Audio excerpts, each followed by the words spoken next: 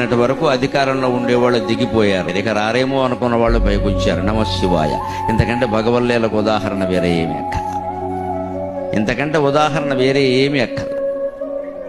చిత్తశుద్ధి ఉంటేనే భగవంతుడు కాపాడతాడు అనడానికి నేను దేవాలయంలో కూడా నిర్మోహమాటంగా రాజకీయంలో చెబుతున్నా. చిత్తశుద్ధితో నాకు ఇచ్చిన సీట్లు చాలు, వాటిలో గెలిస్తే చాలు అన్న పవన్ కళ్యాణ్ 23 చోట్ల నెగ్గాడు. 23 చోట్ల నెగ్గాడు. భగవంతుడు ఆశీర్వచనం అతనికి, అతని పార్టీకి, ఆంధ్రప్రదేశానికి సంపూర్ణంగా లభించాలని నేను కోరుకుంటున్నాను. నాకు పార్టీలు పక్షపాతాలు లేవు, నేను ధర్మపక్షపాతం.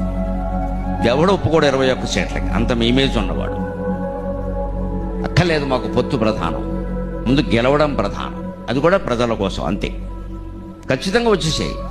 ఈవేళ అతనికి ప్రాధాన్యం ఉంటుందని వేరే చెప్పక్కల్లా, లేకపోతే ఉండదు. ఇది కూడా ఎలా వస్తుంది మనకి ప్రాధాన్యం? చిత్తశుద్ధి కారణంగా వస్తుంది. భగవంతుడేందో